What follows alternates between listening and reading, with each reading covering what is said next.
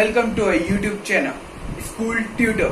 आज हम पढ़ने जा रहे हैं क्लास 8 एनसीईआरटी की बुक ज्योग्राफी का चैप्टर 1 रिसोर्सेज। ये हम बिल्कुल 2021 सेशन का सिलेबस है जो अपडेटेड सिलेबस है। तो हमने इस बुक की पीडीएफ का लिंक हमने डिस्क्रिप्शन में दिया है, आप वहां से डाउनलोड कर सकते हैं। तो चलिए हम चैप्टर शुरू करते हैं। Mona and Raju were helping Amma to clean their house. Look at all these things: clothes, utensils, food, grains, salt, this bottle of honey, books. Each of these has a use, said Mona. That is why they are important, said Amma. These are resources. What is a resource? Was Raju's question to Amma. इसमें हमें पता चला कि दो बालक हैं, वो अपनी अम्मा से उनकी मदद कर रहे हैं अपने घर वर का काम करवाने के। तो उसमें से एक मोना नाम की लड़की है, उसने अपनी अम्मा से पूछा ये क्या, ये देखो, इन चीजों को देखो, cloth, utensil, food, grain, combs, this bottle of honey, books, each of this has a use. उसने बोला कि इन सब सारी चीजों का यूज है, तो that is why they are important, said Amma. Amma ने बोला इन तभी तो ये इम्पोर्टेंट है। These are resources. What is a resource? उसकी राजू ने पूछा ये रिसोर्स है और क्या रिसोर्स होते हैं। उसके बाद हम आगे से पढ़ते हैं। Anything that can be used to satisfy a need is a resource, replied Amma. Look around you and observe. You will be able to identify many types of resources. The water you drink when you are thirsty, the electricity you use in your house, the rickshaw you use to get home from school. उसकी अम्मा ने बोला anything that can be used to satisfy a need is a resource. कोई भी चीज तुम्हारी जो need पूरी करती है वो रिसोर्स कहलाती है। फिर हम इससे एक एग्जांपल से समझ सकते हैं जो यहाँ पर दिया हुआ है। The water you drink when you are thirsty. अगर आप थर्स्टी होते हैं, आप प्यासे होते हैं, तो आप क्या करते हैं? पानी पीते हैं, तो वो आपके लिए रिसोर्स है।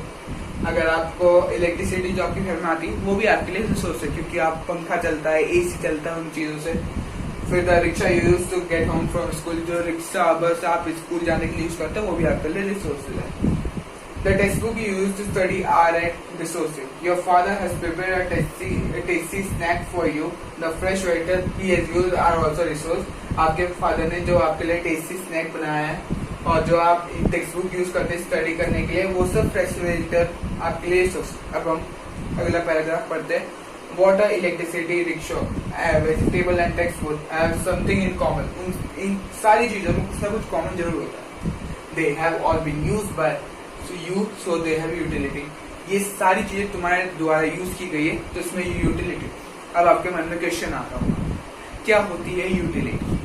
यूटिलिटी और यूजिबिलिटी सेम चीज, ये दोनों एक दूसरे की सिनोनिम्स। इनका मतलब है आवश्यकता। यूटिलिटी और usability is what makes an object a substance और रिसोर्स। कोई भी सब्सटेंस आपके लिए रिसोर्स कब होता है? जब वो आपके लिए आवश्यक होता है।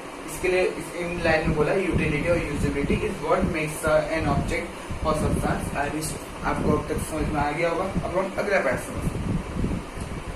How does something become a resource? कैसे कोई चीज रिसोर्स बनती है? Raju now wanted to know. Raju के मन में तो भाई बहुत एंजाइटी आ गई। उसने पूछा कैसे कोई चीज रिसोर्स बनती है? अम्मा ने बोला, अम्मा told the children that things become resources only when they have a value. अम्मा ने बोला कोई भी चीज रिसोर्स तब बनती है जब उसकी कोई वैल्यू होती है। Its use or utility gives it a value. उसकी यूटिलिटी, उसकी आवश्यकता उसको एक वैल्यू देती है। All resources have some value. हर चीज की कोई ना कोई कीमत होती है। उसकी अम्मा ने बोला, अम्मा बहुत इंटेलिजेंट है यहाँ पे। Value means worth. Value means worth. Worth का मीनिंग क्या होता है? कीमत। Value means worth. यहाँ पे वैल्यू का मीनिंग पूरा कीमत। Some resources have economic value, some do not. कोई रिसोर्सेज होती है उनकी इकोनॉमिक वैल्यू होती है, कोई ना कोई पैसे की कीमत होती है और किसी ना किसी की नहीं होती पैसे वाली economic value. For example metals में हैव एन इकोनॉमिक वैल्यू। जो मेटल आयरन आप बाजार में देखते हो, आपके घर में भी होते हैं, अलमीरा वलमीरा, वो आपके लिए उसकी कोई ना कोई इकोनॉमिक वैल्यू होती है। आप दुकान से ऐसे तो उठा के ले आते नहीं, आप पैसे देते हो उसके। अब ब्यूटीफुल लैंडस्केप में नोट। अब ब्यूटीफुल लैंडस्केप में नोट, इसका मतलब है एक ब्यूटीफुल लैंडस्केप। आप जैसे हिल्स में जाते हो, आप देखते हो कितना अच्छा लैंडस्केप है, उस इकोनॉमिक वैल्यू कुछ नहीं होती, आपको देखने के पैसे नहीं देने होते, पर उसकी कुछ ना कुछ नेचुरल वैल्यू जरूर होती है। आप फ्रूट्स खाते हो, उसकी न्यूट्रिशन वैल्यू होती है। तो हम आगे बढ़ते हैं, but both are important and satisfy human needs. पर ये दोनों चीज इम्पोर्टेंट है और ह्यूमन नीड्स की सेटिस्फाई करती है, ह्यूमन नीड्स को सेटिस्फाई करती है। तो आपको समझ में आ गया होगा वैल्यू मीन्स व्हाट। अब हम अगला पैरा पढ़ते हैं। Some resources can become economical valuable with time. कोई रिसोर्सेज इकोनॉमिकल वैल्यू टाइम के साथ होता है, उनकी इकोनॉमिकल वैल्यूएबल टाइम के साथ बढ़ती है। इसका हम एग्जांपल यहाँ देखते हैं। Your grandmother home remedies have no commercial value. आप समझिए, आपकी ग्रैंड मदर है, वो एक ऋषि मुनि से कोई ना कोई औषधि लाती है। होम रेमेडीज मतलब होता है जो आपके घर में औषधि अश्वगंधा होती है। उसमें बोला कि जैसे उनकी कोई कमर्शियल वैल्यू आज कोई नहीं है, उनकी मार्केट में कोई वैल्यू नहीं, मतलब जैसे आपके घर में पेड़ पौधा है, ऐसा कोई अश्वगंधा के पौधे हैं, but if they are patent and sold by medical firm tomorrow, अगर उनको किसी ने कल को एक पेटेंट करवा लिया, वो कल जाके बाजार में बेचने लगे, तो they could become economical value, तो उनके पैसे की कीमत आ जाएगी। तो हम यहाँ पे पेटेंट का मतलब समझते हैं। Patent it means exclusive right over any idea और इन्वेंशन। कोई भी इन्वेंशन या फिर अपना इन्वेंशन और आइडिया, आप समझते हैं जैसे हमारे साइंटिस्ट है, वो दिन रात लगे रहते हैं कोई ना कोई दवाई खोजने में, उनके वो अपनी आइडिया और इन्वेंशन को एक्सक्लूसिव राइट लीगली पेपर में पेटेंट करवा लेते हैं। फिर उसके बाद वो ये आइडिया और इन्वेंशन किसी और कोई और यूज नहीं कर सकता बिना उनकी परमिशन लिए, ना उनको बाजार में बेच सकते। आप एक एग्जांपल समझिए, जैसे अभी कोरोना का दौर चल रहा है, इस टाइम किसी ने कोरोना की वैक्सीन ढूंढी, पूरे विश्व में ढूंढ रहे लोग, साइंटिस्ट बेसिकली, तो उन्होंने कोई वैक्सीन ढूंढ ली, उन्होंने पेटेंट करवा लिया। उसके बाद कोई भी उनकी मर्जी के बिना उसको ना बेच सकता है ना यूज कर सकता है। तो आपको समझ में आ गया होगा पेटेंट का क्या मीनिंग होता है। तो हम अगले पैरा पे चलते हैं।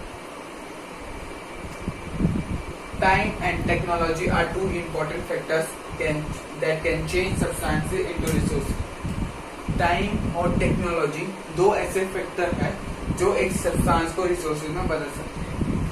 300-400 साल पहले जब हमारा कॉपर का टाइम था, अगर कॉपर के टाइम से पहले हम उसकी कोई इकोनॉमिक वैल्यू थोड़ी होती थी।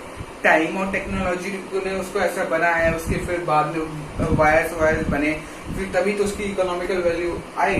तो यहाँ पे हम टेक्नोलॉजी का मीनिंग समझते हैं। It is the application of latest knowledge and skill in doing और मेकिंग थिंग्स। एप्लीकेशन का मतलब है आइडिया, कोई भी चाहे। It is the application of latest knowledge, कोई भी लेटेस्ट नॉलेज या फिर आपके पास स्किल होती है, आप जब उसको टाइम के साथ उसमें कोई नई चीज लाते हैं तो वही आपकी टेक्नोलॉजी कहलाती है। तो आपको समझ में आ गया होगा अब तक। तो हम आगे बढ़ते हैं। Both are related to the needs of the people. ये टाइम और टेक्नोलॉजी दोनों चीजों की नीड से रिलेटेड। तो भाई टाइम भी इम्पोर्टेंट है, टेक्नोलॉजी भी इम्पोर्टेंट, तो लोगों की नीड से तो जुड़ी हुई होगी बेसिकली। तो हम आगे बढ़ रहे हैं। People themselves are the most important resources. अब हम समझते हैं कि पीपल अपने आप में सबसे मोस्ट इम्पोर्टेंट रिसोर्सेज कैसे है। अगर पीपल ही नहीं होंगे तो टेक्नोलॉजी कैसे आएगी, तभी तो इम्पोर्टेंट रिसोर्सेज है। हाँ, अगर हम ही नहीं होंगे, मनुष्य नहीं होंगे, पीपल नहीं होंगे, तो कोई रिसोर्सेज का क्या करेगा। तो इसके लिए बोला people themselves are the most important resource. It is their ideas, knowledge, invention and discovery that led to the creation of more resources। उन्हीं के आइडियाज के, नॉलेज के बिहार पर, इन्वेंशन के बिहार पर, डिस्कवरीज के बिहार पर मोर रिसोर्सेज का क्रिएशन होता है। जैसे आप समझिए एग्जाम्पल से, आपने क्रूड ऑयल निकाला, जिसने सबसे पहले क्रूड ऑयल निकाला होगा उसको ये थोड़ा पता होगा कि हम इसको गाड़ी में भी चला सकते हैं, ट्रैक्टर वैक्टर हजार चीजों में चला सकते हैं। वो लोगों ने अपनी नॉलेज की, उनके नए आइडिया है, तभी वो आगे जाके पेट्रोलियम बना, उससे हजार चीजें बनती है। पेट्रोलियम से भी प्लास्टिक निकाले जाते हैं। तो आप एग्जाम्पल के द्वारा समझ सकते हैं। It is their idea, knowledge, invention, discovery that led to the creation of more resources। Each discovery or invention leads to many others। एक डिस्कवरी दूसरे इन्वेंशन को लाती है। पेट्रोल के अब एग्जाम्पल से समझिए कि पेट्रोलियम से जो पहले जिससे उसने पेट्रोलियम निकाली, उसको पता चला कि इसके तो आग भी जल सकती है, तो हम इसे कैसे गाड़ी वाड़ी में चेंज करते हैं। फिर थोड़े दिन बाद उसमें कुछ इन्वेंशन हुआ, साइंटिस्ट ने निकाला, तो इससे तो प्लास्टिक भी बन सकता है। तो तभी इसमें आया each discovery invention leads to many other. The discovery of fire led to the practice of cooking and other processes, while the invention of the wheel ultimately resulted in development of newer modes of transport. हमने समझा कि जब fire किसी ने invent की, हमें पता नहीं किसने की है, तो हम किसी ने इन्वेंट की, तो फिर उसके बाद उनके लोगों ने अपनी नॉलेज लगाई, आइडिया लगाया, और फिर उनको पता चला भाई कि इससे तो कुकिंग भी तो हो सकती है, हम आलू को गरम गरम करके उबाल के बढ़िया से खा भी सकते हैं। तो फिर जैसे कि हमने व्हील का देखा, अब व्हील का पहले तो ऐसे मार के खेलते थे, व्हील से उन्होंने शुरू में सोचा कि व्हील का क्या काम है, फिर उन्होंने थोड़ा आइडिया वाइडिया लगाए, इन्वेंशन लगाए, फिर उन्होंने सोचा भाई ये तो बुलक कार्ट में यूज हो सकती है, बैलगाड़ी में यूज हो सकती है, तो आराम से दूर दूर जाने लगे। The technology to create hydroelectricity had turned energy in fast-flowing water into an important resource. Water पहले हमारे लिए इतना इम्पोर्टेंट रिसोर्स, मतलब पहले भी था, प्यास किससे बुझा सकते हैं, वाटर इसी तो बुझा सकते हैं, पर किसको ये नहीं पता था उससे हम बिजली भी उत्पादन कर सकते हैं। फिर इसमें इसलिए बोला गया the technology to create hydro electricity had turn energy in fast flowing water. उन्होंने वाटर को फास्ट फ्लो करवाया अपनी डैम से, फिर उससे टर्बाइंस किए, फिर उससे हाइड्रो इलेक्ट्रिसिटी बनी। और हम नया पढ़ते हैं टाइप्स ऑफ रिसोर्सेज। हमारे पास रिसोर्सेज कौन कौन से टाइप्स के? Resources are generally classified into natural, human made and human. आप ये अपनी बुक में, अगर आप क्या पुरानी बुक होगी, आप देखोगे यहाँ पर जो पैरा है इसमें बहुत सारा चेंज है, पर ये नया सिलेबस है 2021 का, तो इसके हमने पहले ही बोल दिया कि डिस्क्रिप्शन में हमने पीडीएफ की लिंक दे दी है, इसलिए हम नया सिलेबस आपको पढ़ा रहे हैं। तो हम पढ़ने जा रहे हैं types of resources. Resources generally classified natural, human made and human. अब हम पढ़ने जा रहे हैं नेचुरल रिसोर्सेज। आपको इसको पहले देख के पता चल गया होगा कि नेचुरल रिसोर्सेज क्या, जो हमें नेचर से मिलते। Resources that are drawn from nature and used without much modification are called natural resources. इसका मतलब क्या है, आप खुद दिमाग में सोचिए। Resources that are drawn from nature, जो रिसोर्सेज हमारे नेचर से आए और are used without much modification, उसमें कोई ज्यादा मॉडिफिकेशन नहीं होती है, आर कॉल्ड नेचुरल रिसोर्सेज। जैसे हमने पानी लिया, हमारे रिसोर्सेज है, हमने क्या मॉडिफिकेशन की? कोई नहीं, हमने टंकी चलाई, पानी आया, पी गए। हमने फायर जलाने के लिए हम पहले ही माचिस का यूज करते थे, पहले तो स्टोन्स का यूज करते थे, पर फायर में हमने कोई ज्यादा तो मॉडिफिकेशन की नहीं, आज तो वैसे ही जल्दी जैसे पहले भी जल्दी थी। The air we breathe, the water in our rivers and lakes, the soil minerals are all natural resources. जो एयर हम लेते हैं, अपनी सांस लेते हैं, the water in our rivers and lakes, soil minerals are all natural resources. जब 100, 200, 300, 400, 50 कितने भी साल पहले जो हम एयर लेते थे, उसका सिस्टम तो बिल्कुल सेम था, हमारी बॉडी का सिस्टम बिल्कुल सेम था। तो एयर जो हम ब्रीथ करते हैं उसमें कोई मॉडिफिकेशन नहीं हुआ। Many of the resources are free gifts of nature and can be used directly. हमारे नेचर ने हमें ये फ्री गिफ्ट दिया है, ऐसा हम मानते हैं। And can be use directly, हमें लेक से पानी लाने के लिए हमें तो कोई किसी की परमिशन, हमें गवर्नमेंट की परमिशन नहीं लेनी होती, तो इसके लिए बोला गया है ये डायरेक्टली यूज किए जा सकते। In some cases tools and technology में be needed to use a natural resources in the best possible वे।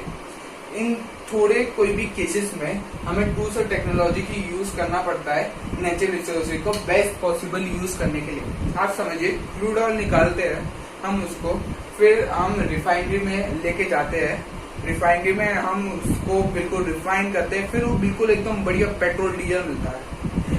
इसके लिए बोला है टूल्स एंड टेक्नोलॉजी। अगर हम पेट्रोलियम क्रूड ऑयल निकालेंगे तो कच्चा तेल होता है, उसको तो हम कहीं भी यूज नहीं कर सकते। इसके बोले टूल्स और टेक्नोलॉजी कहीं कहीं जगह पे कुछ केसेस में नेचुरल रिसोर्सेज को बेस्ट पॉसिबल यूज करने में हमें मदद करती है। Natural resources can be broadly categorised into renewable and non renewable resources. Natural resources है वो दो भागों में कैटेगराइज किए गए, renewable and non renewable resources. हम पढ़ रहे रिन्यूएबल रिसोर्सेज क्या होते हैं? Renewable resources are those which get renewable or replenished quickly. हमें इसके पता ही चल जाता पड़ गया। रिन्यूएबल का मतलब क्या? रिन्यू का मतलब क्या हुआ? नया। रिन्यू का मतलब उसको फिर से नया। हमें पता चल रहा है कि कोई भी जो भी रिसोर्सेज बहुत जल्दी रिन्यू हो जाते हैं और रिप्लेनिश भी, मतलब जैसे खत्म हुए तो एकदम हो गए। जैसे आपने एग्जांपल हो, कहीं पे बारिश बहुत सालों से नहीं हुई कई जगह पे, पर वो रिप्लेनिश 1-2 साल बाद कभी ना कभी तो उसमें मानसून आएगा, तो इसके लिए बोला replenish quickly. Some of these are unlimited, are not affected by human activity such as solar and wind energy. ये कोई इसमें से रिन्यूएबल रिसोर्स में कोई रिसोर्सेज हमारा अनलिमिटेड होता है। सोलर एनर्जी है, वो कितने सालों से हमें एनर्जी दे रहा है, हमें धूप दे रहा है और आगे भी बहुत सालों तक देता रहेगा। विंड है, पहले भी ऐसे ब्लो होती थी विंड और आज भी ऐसे ब्लो होती है। कहीं गई है? नहीं गई। Yet carelessly use of certain renewable resources like water, soil and forest can affect their soil. हमारे जो हम अगर केयरलेसली इन्हें कोई ना थोड़े बहुत रिन्यूएबल रिसोर्सेज को केयरलेसली यूज करेंगे, जैसे water, soil and forest can affect there soil, तो इन चीजों को अगर हम केयरलेसली यूज करेंगे तो ये इनकी सॉइल मतलब कितनी मात्रा में उसको अफेक्ट करेगा। वाटर, हमारा वाटर कहीं नहीं जाएगा पर उसकी फॉर्म चेंज रहेगी, नाले में बह जाएगा, तो उसको पैसा ही भी लगता है उसको वापस रिप्लेनिश करने के लिए। हमारा सॉइल है, सॉइल इरोजन हो रहा था अगर पेड़ काटे। फॉरेस्ट है, फॉरेस्ट ये चीजें सारी रिन्यूएबल है। ये मानसून आएगा, मतलब वाटर साइकिल चलेगी, पर इसमें टाइम लगेगा नाले वाले का पानी इवेपोरेट होने में। सॉइल है, सॉइल इरोजन, मैं सॉइल कहाँ जा रही है, पर एक जगह से तो चले जाती है ना। फॉरेस्ट है, हम काट देगा पूरा फॉरेस्ट, 10 से 20 साल तो लेगा वो, मतलब इसके लिए अगर हम केयरलेसली यूज करेंगे तो हमें सब भुगतान करना पड़ेगा। Water seems to be an unlimited renewable resource, but shortage and drying up of natural water resources is a major problem in many parts of the world. Water हमारा unlimited renewable resources है, पर shortage, हम जो हमारा fresh water है वो हमारे धरती पे 1% या 2% तक ही है। तो हमारे अगर फ्रेश वाटर की मात्रा हमारी कम हो जाएगी तो हम पी के क्या, हम सी में से जाके तो पानी भर के नहीं ला सकते, हम नदी में से तो बह सकते हैं, वहां तो हमें खारा पानी मिलेगा। इसके लिए हमें उसकी शॉर्टेज हो जाएगी, ड्राइंग हो जाएगी, हमारे नदी वदी कम बहेगी, मतलब बहेगी ना के बराबर हो जाएगी। तो इन चीजों से हमारे नेचुरल वाटर रिसोर्सेज को हमारे बहुत सारे वर्ल्ड में ग्लोबल वार्मिंग की वजह से वो बहुत मेजर प्रॉब्लम बनते हैं। तो हम पढ़ेगा नॉन रिन्यूएबल रिसोर्स। अब हमने पढ़ा यहाँ पर कि रिन्यूएबल रिसोर्सेज क्या होते हैं, जो रिन्यू हो जाते हैं फिर से नए हो जाते हैं। अब हमें इसका पता जो रिन्यू नहीं होते हैं। Non renewable resources are those which have a limited stock, थोड़ा ही स्टॉक है वो हमारा, पूरा नहीं है। जैसे हमें पता है हमें कोल है, जो हमारा कोल है वो हमारे पास रहेगा 200 सालों तक अगर हम इसी रेट से उसको यूज करते रहे धड़ाधन। और हमारा पेट्रोलियम वो हमारे पास है 50 साल, तो इसके लिए बताया उनका लिमिटेड स्टॉक है। अगर 50 से 200 साल तब बोला अगर हम इसी रेट ऑफ फिर जितनी हम देते यूज कर जा रहे हैं उसी रेट से यूज करते हैं। Once the stocks are exhausted, it may take thousands of years to be renewed or replenished.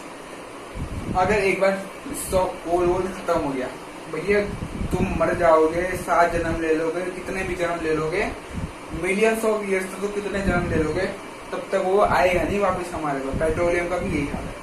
Since this period is much more than a human lifespan, कितना हम मान के अप्रोक्स मान के करते 100 साल, वो भी आजकल नहीं होती है। तो ये पीरियड हमारे लिए बहुत छोटा है, millions thousand of year.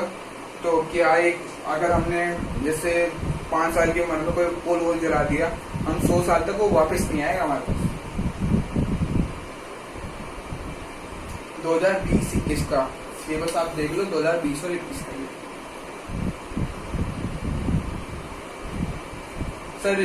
Non renewable resources such resources are considered non renewable. ये कोल पेट्रोलियम ये हमारे नॉन रिन्यूएबल होते हैं।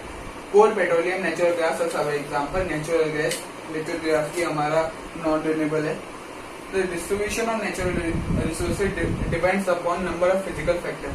Distribution क्या मतलब, हमारे वर्ल्ड में कहाँ का नेचुरल रिसोर्सेज पाए जाते, कौन कौन से कोल पेट्रोलियम किस किस जगह पर है। उनमें तो कोई ऐसा तो नहीं हम कहीं भी गड्ढा खोदने लगे वही पेट्रोलियम निकल के आ जाएगा। तो इसके लिए बोला है distribution natural resources depends upon number of physical factor. बहुत सारे फिजिकल फैक्टर पर डिपेंड करता है, जैसे कि टेरेन कैसी जमीन है, और जैसे प्लेन हिली टाइप तो नहीं है, राजस्थान में सैंड ड्यून्स तो नहीं है, डेक्कन प्लेट्यू की टेरेन का मतलब ये होता है। Climate and altitude height, climate कैसे हमारा वेदर है। The distribution of resources is unequal because these factors differ so much over the earth.